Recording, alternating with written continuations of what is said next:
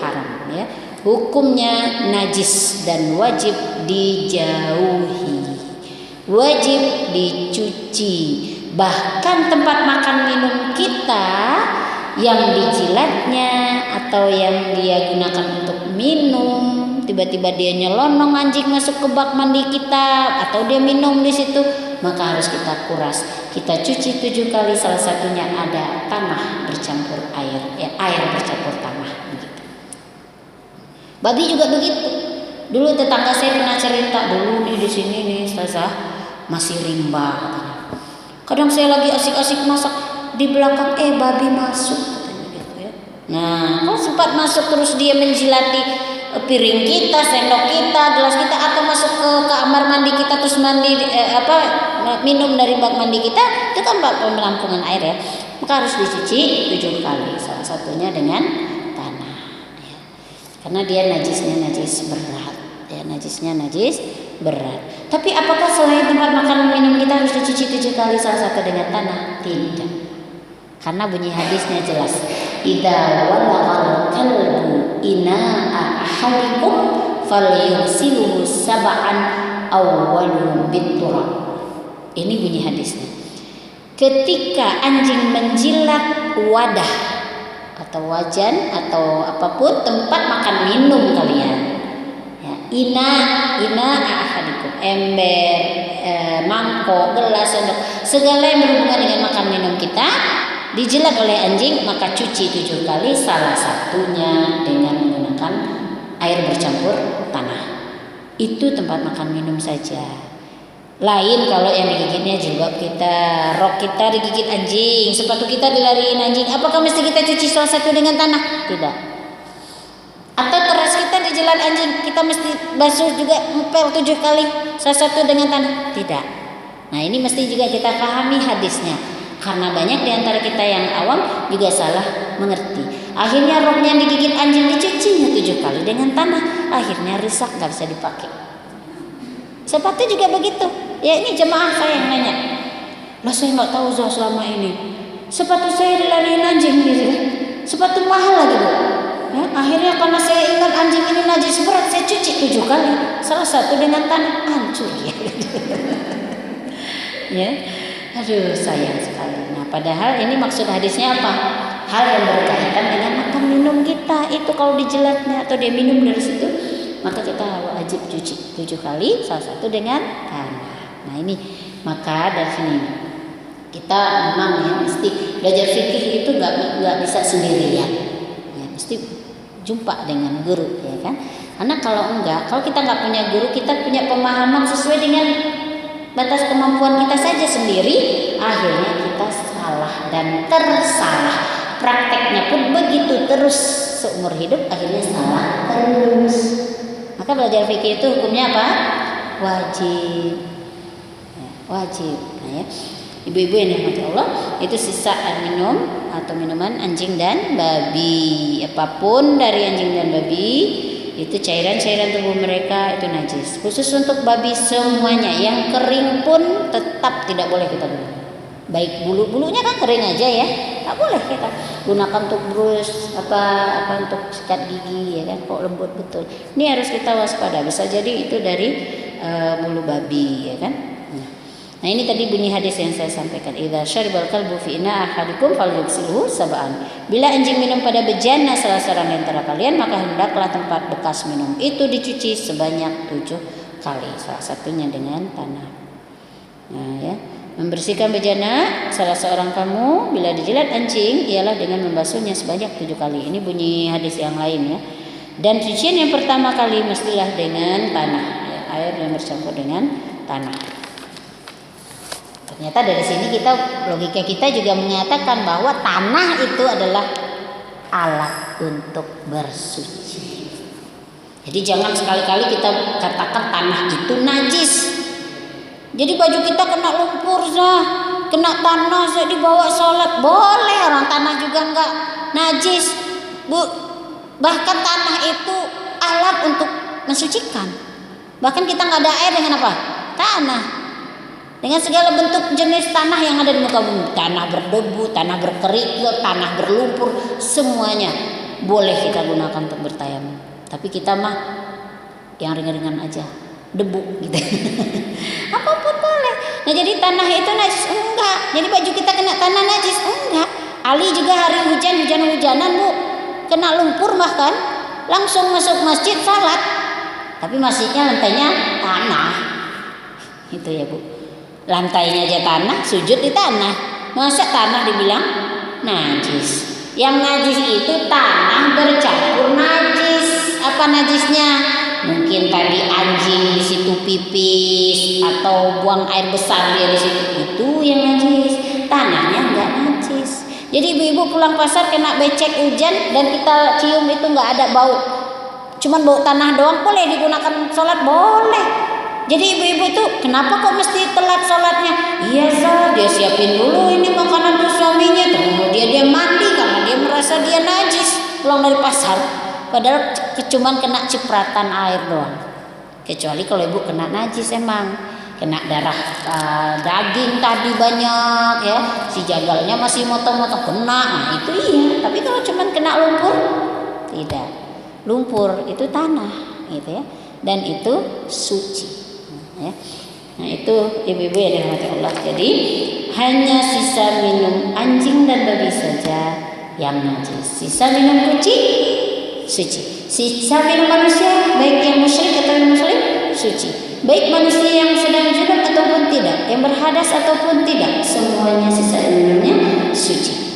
Sisa minum hewan buas suci. Sisa air minum burung buas, bagal, keledai suci. Nah ya, jadi kita dimanapun kita sedang dalam perjalanan dapat air, kita lihat airnya mutlak, bukan air yang tercemar, bukan air hijau yang baunya busuk, silakan wudhu di situ. Nggak mesti kita tanya, tadi ular minum nggak di sini ya, tadi harimau, buaya. Nah, cuman kita hati-hati aja, jangan dipatok gitu kan. Nah, cuman airnya suci, ya kan. Nah itu ya ibu-ibu yang dirahmati Allah. Kemudian juga sisa hewan yang boleh kita makan. Sisa ayam, kambing, kerbau, unta, nah, semuanya sisa air minumnya boleh. Bahkan sama-sama kita minum dalam satu ember boleh juga, ya kan. Kemudian kita wudhu dari situ boleh juga, ya. Nah, Bu Qatadah tadi malah dikasihnya dulu kucing air, sisa minum kucing itulah yang dia minum. Nah ya, jadi ibu saya minum kucing itu suci. Hewan suci kecuali hewan dua saja. Saya minum anjing, saya minum babi. Bahkan tempatnya harus kita cuci 7 kali, salah satunya dengan tanah. Ya. Iya.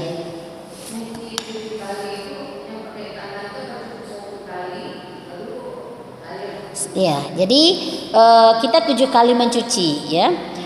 Kenapa dikatakan aulahuma? Yang air yang pertama itu yang dengan tanah, supaya nanti ya kalau kita boleh nggak mesti sebenarnya ya air yang pertama, nggak mesti ya. Yang penting dari yang 7 tadi itu ada air yang bercampur yang kita campur dengan tanah, gitu ya. Nah, boleh kita basuh dulu sekali dengan air biasa. Kemudian kita ambil tanah, kita masukkan ke air di ember ya, kita aduk-aduk kan udah tercampur itu, kita basuhkan ke bejana kita yang kena itu sambil kita gosok. Nah, gosok. Nah, setelah itu kita cuci lagi. Nah, cuci lagi. Kemudian cuci lagi, kemudian kasih air yang bercampur sabun, ya kan? Nah, terakhir baru air bersih. Ya, belum bersih juga lagi. Makanya 7 kali minimal itu, minimal ya. Lebih banyak lebih nggak apa-apa, ya kan. Minimalnya 7 kali. Salah satu dari yang 7 ini kalau bisa di awal atau yang di tengah ya. Nah itu kita airnya kita campur dengan tanah. Dan ternyata ibu-ibu ini masih belakangan ini baru ya ditemukan oleh ilmuwan kita ya, bahwa memang akal manusia itu terbatas ya kan. Baru belakangan ini diketahui ternyata di dalam tanah ada unsur-unsur yang mensucikan. Padahal umat Islam sudah menggunakan tanah dari dulu ya untuk bertayamum. Oh iya, Masya Allah. Apa lupa. Nah, jadi ibu-ibu yang namanya Allah. Jadi tanah itu unsur suci dan ada di dalamnya zat-zat unsur mensucikan. Jadi kita berasal dari tanah, dari yang suci. Jadi jangan dibilang kita berasal dari yang tidak suci. Walaupun mani, nah mani itu memang ada yang mengatakan tidak suci. Yang tidak suci maksudnya itu kalau terkena pakaian kita. Tapi maninya sendiri itu zatnya itu penciptaan kita tidak boleh kita katakan dia najis. Karena kalau kita katakan najis berarti kita berasal dari najis, dari najis. Jadi, nah kalau penciptaan ayah kakek buyut kita, ya, Adam, itu dari tanah, ya kan, dari benda yang suci. Ibu-ibu yang dirahmati Allah, nah jadi itu ya, hanya sisa air minum babi dan anjing saja yang najis, yang lainnya suci. Jadi ini mesti kita tanamkan. Oh ini tapi tadi ada apa ya? Ada ular. Tadi ada itik, ada ayam minum dari ember. Nggak usah dipikirin, ya kan? Semuanya hukumnya suci. Mengenai perasaan kita jijik atau tidak itu masing-masing. Ya. Hukum tetap hukum, tidak berlandaskan perasaan, gitu ya. Jadi tanah juga gitu. Lah, tapi kan saya jijik ada lumpur gitu kan. Itu mah perasaan sekali lagi. Tapi secara hukum tanah adalah suci. Bahkan Nabi pernah ditanya oleh seorang sahabiah perempuan, bagaimana dengan baju kami yang panjang, yang kemudian kalau kami berjalan dia menyapu tanah. Bagaimana kalau kami bawa sholat? Kata Nabi, tanah yang berikutnya lah yang mensucikannya. Jadi tanah dengan tanah, nggak masalah. Ujung baju kita kena lumpur nggak masalah, asal tidak kena kotoran. Kotoran berupa tai atau pipis hewan gitu kan. Nah kalau enggak ya sudah pakai sholat nggak masalah. Ya jadi kalau kita lihat ibu-ibu yang menggunakan pakaian khusus untuk sholat itu hanya orang Melayu saja. Itu kehati-hatian, ya. Tapi orang-orang Eropa, orang Arab itu mereka baju hari-hari. Tapi kan keringat memang keringat baunya asem bu, tapi keringat nggak najis. Kalau keringat najis kapan kita bisa sholatnya dong? Harus di tempat ber-AC dulu, keringin dulu keringat kita, baru kita boleh sholat. Betapa sulitnya, ya kan? Terus kadang saya tuh suka, ada ingus najis, enggak. Bahkan kami kalau sholat tarawih ya, itikaf di masjid tuh, ingat ya di masjid Amr bin As di Mesir. Itu kalau udah akhir Ramadan, masya Allah membludak bu jemaah. Dan kalau sholat tahajud itu pada nangis semuanya, ingus keluar semua. Kalau memang batal sholatnya bu, masa kita lagi ingus berdoa cari tisu? Enggak, ya Allah gitu. Ya, jadi itu enggak najis. Jadi yang lebay itu kita sebenarnya, yang lebih-lebihkan gitu ya, akhirnya sulit sendiri. Ya, baju untuk sholat itu benar-benar yang higienis gitu, kayak lebih pula dari dokter yang harus melayani pasien COVID. Kita menyulitkan diri kita sendiri, padahal Allah menginginkan kemudahan, kata Allah dalam Al-Quran. Kitalah yang menyulitkan. Kenapa? Karena kekurang tahuan kita, ya kan? Ya, kita belajarlah fikih, insya Allah agama ini ad-dinu yusrun, agama ini mudah. Kalau memang sulit bukan untuk manusia, ya bu ya, karena manusia itu punya keterbatasan. Baik ibu-ibu, itu tadi sisa atau asy'ar. Ada yang lagi yang mau bertanya? Sebelum kita lanjut.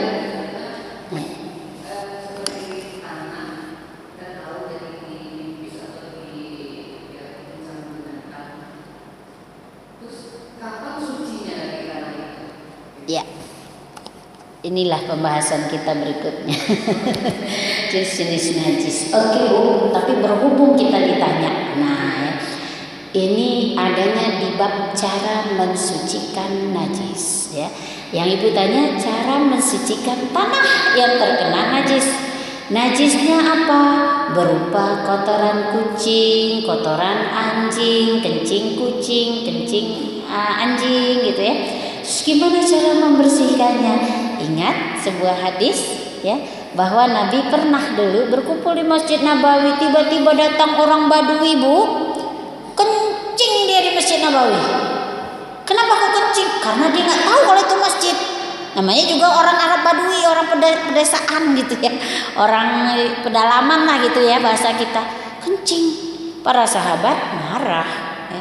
Masa masjid dikencingin gitu kan? Tiba-tiba datang kencing gitu kan? Ada yang mau pukul, ada yang mau mencegah dia pipis. Kata Nabi, biarkan dia selesaikan hajatnya. Nanti kalau udah selesai, ambil satu ember air, siramkan ke atasnya. Maka itu mensucikannya. Jadi kalau halaman kita misalnya, kalau sekarang kan rumah kita dipel lah, kalau apa ya, kalau lantainya keramik. Kalau tanah gimana? Kita guyur air di atasnya. Kalau kita tahu di situ ada kencing kucing, kencing anjing mungkin, ya kita guyur air di atasnya. Mesti dicuci pula 7 kali salah satu dengan tanah kencing anjing itu? Enggak, orang dia tanah kok. Jadi gimana?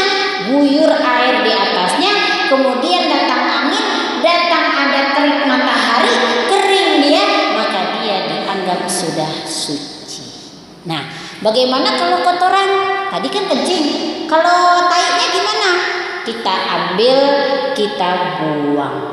Kalau nggak bisa diambil, kalau dibuang nanti kena pula tanah tetangga. Ustazah, gimana caranya lagi? Ambil satu sekop tanah, kita kubur. Itulah cara mensucikannya. Nanti dia berubah jadi apa? Pupuk. Jadi pupuk. Nah, gitu ya, Bu ya. Nah, oke, kita bisa buang atau kita ambil masukin ke kantong ya, kita timbun dengan tanah, kita buang ke sampah boleh juga. Tapi jangan buang ke tetangga, kesian, ya kan?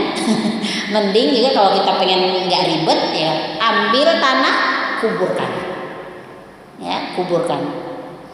Hatai itu, ya. Itu caranya. Ada lagi, Bu? Pertanyaan lain? Dalam keseharian kita mungkin ya, ketemu hal-hal yang buat kita ragu, boleh kita tanya ya. Kalau tidak ada, kita masuk lagi pembahasan baru, tapi rasanya tidak tuntas ya. Insya Allah kita sambung lagi. Masih ada nggak pertemuan kita sebelum Ramadan? Awal Kamis, kita puasanya pertengahan April ya. Kalau ibu-ibunya masih di sini, berarti pekan pertama Kamis kita masih bisa jumpa. Masih enggak ya? Insya Allah ya. Nah, insya Allah. Nanti kita sambung lagi. Tapi ini pembahasannya sekarang ini tentang an-najasah ya. Ya, an-najasah. Apa itu? Najis. An-najas. Oh, najis. Najis itu ada berapa? Wah, kalau kategorinya sih dilihat dari berat ringannya ada 3. Kita udah pernah belajar? Iya, waktu kapan? SD. Najis apa? Najis berat, najis menengah, najis ringan. Najis berat dikatakan najis mughallazah, najis menengah, najis mutawassithah, najis ringan, najis mukhaffafah. Najis mukhaffafah atau mukhaffaf ya. Nah, najis itu apa? Najis adalah kotoran yang setiap muslim wajib menjauhkan diri dan membersihkan diri darinya, begitu juga dari barang-barangnya dan tempat tinggalnya ya. Najis adalah kotoran yang setiap muslim wajib menjauhkan diri dan membersihkan diri darinya, begitu juga barang-barangnya, pakaiannya, dan juga lingkungannya atau tempatnya. Itu najis, adalah kotoran yang setiap muslim wajib mensucikan diri darinya. Nah, apakah najis berbeda dengan yang kotor? Beda. Najis adalah setiap yang kotor yang mukmin harus menjauhkan diri darinya. Tapi tidak semua yang kita anggap kotor itu najis. Nah, seperti tadi, tanah kita anggap kotor, lumpur kita anggap kotor, padahal dia tidak najis. Gitu ya, Bu ya? Beda antara kotor dan najis. Kotor ini kotor kenapa?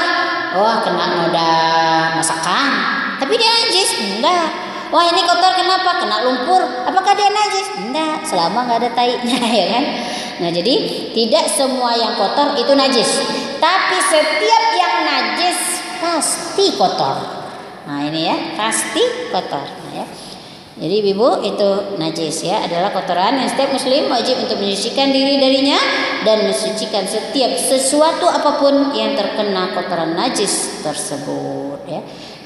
Apa firman Allah yang menyatakan bahwa kita harus menjauhkan diri dan bersihkan diri dari najis? Ayat yang kita juga hafal insyaallah dalam surah Al-Mudaththir. Ya, apa bunyi ayatnya?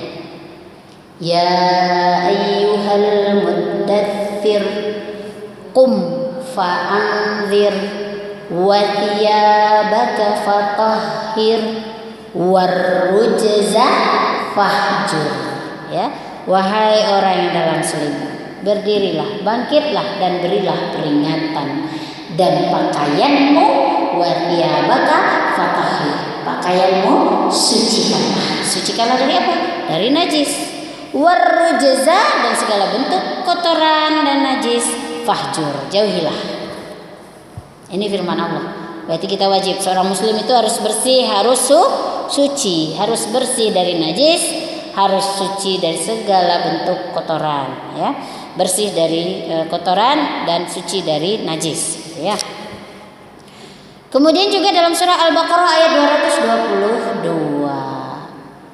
Innallaha yuhibbut tawwabin wa yuhibbul mutatahhirin. Sesungguhnya Allah mencintai orang-orang yang bertaubat dan mencintai orang-orang yang mensucikan diri, orang-orang yang suka bersih-bersih diri, bersih-bersih tempatnya, bersih-bersih pakaiannya, bersih-bersih barangnya. Itu Allah suka. Jadi pekerjaan toharoh itu siapa yang melakukan pada umumnya? Seorang ibu. Jadi ibadah toharoh yang paling banyak mendapatkan pahalanya adalah ibu. Dia mensucikan dirinya, dia memandikan anaknya, cucunya, dia juga mencuci pakaiannya, dia juga mengepel rumahnya, menyapu halamannya, mencuci piringnya. Siapa? Kita emak-emak. Jadi jangan sedih jadi emak-emak. Ibu, jangan merasa minder, saya menjadi tukang cuci-cuci doang gitu ya Bu ya. Itu ibu sedang ibadah tohar, dan Allah suka orang yang bersih-bersih. Siapa yang bersih-bersih? Bapak-bapak? Enggak.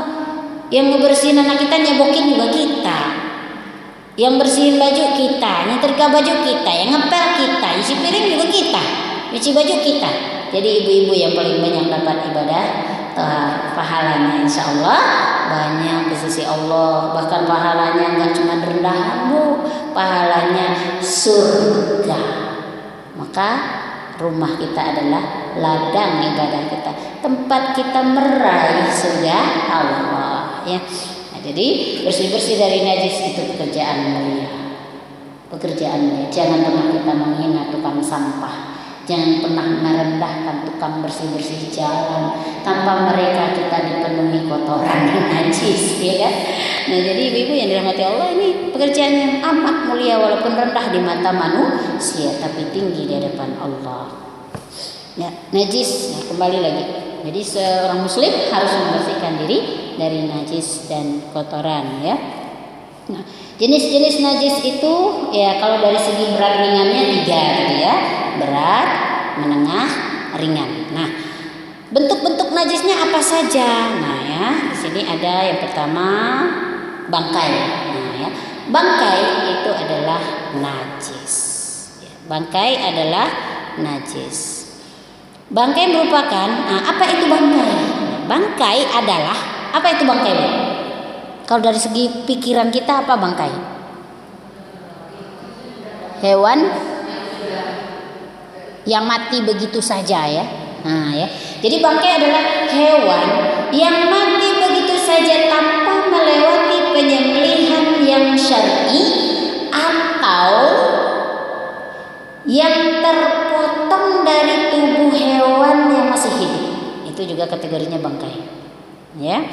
Bangkai merupakan hewan yang mati begitu saja tanpa disembelih menurut ketentuan syariat. Kemudian juga ada beberapa hal ya, termasuk dalam kategori bangkai itu yaitu hewan yang dipotong atau dipatahkan lehernya hingga mati, tidak disembelih. Maka ini juga bangkai. Hati-hati kalau kita beli hewan yang dibeli dari luar negeri. Apakah ini benar-benar disembelih secara syar'i atau tidak? atau bahkan hanya diketok kepalanya kayak di mesin-mesin aja, ketok kepalanya nggak tanpa sembelih dan tidak syar'i, berarti kita makan bangkai. Atau hewan yang disembelih tapi tidak menyebut nama Allah. Lihat tukang ayam kita, tukang sapinya jagalnya muslim enggak ya? Nah, kita ingatkan baca bismillah ya Bang, tapi insya Allah kalau dia muslim ini sudah kerjaan dia dan dia memang sudah terbiasa ya, insya Allah nggak akan lupa baca bismillah ya Allah Akbar baru dia nyembelih ayamnya. Karena kalau disembelih nggak pakai nama Allah maka hewannya kategori sama seperti bangkai. Jadi kalau kita pergi ke Bali walaupun makannya makan sate ayam, ayamnya kan suci, tapi nyembelihnya nggak nyebut nama Allah, maka kita mesti hati-hati. Kalau makan ada rumah makan muslim kalau di Bali gitu ya. Atau makanan-makanan yang nggak perlu disembelih, telur, ya kan? Atau sayur-sayuran. Tapi lihat juga dulu, apakah kita belinya di restoran muslim atau enggak? Kalau di restoran muslim ternyata dia juga jual babi, jual anjing, jual lawar, jual macam-macam, ya pasti sudah terkontaminasi juga alat-alat masaknya. Nah, maka kita lihat ada label halalnya enggak? Nah, baru kita masuk. Ini ya. Jadi yang kita makan itu mesti harus kita hati-hati. Kenapa kok sebegitunya ya Zah? Pertama supaya kita nggak terkontaminasi najis. Kedua karena Nabi menyatakan daging yang tumbuh dari sesuatu yang najis maka haram baginya surga. Ya, neraka lebih aula baginya. Neraka utama baginya. Kemudian yang kedua doanya tidak diijabah Allah. Ini yang kita ngerinya nih Bu.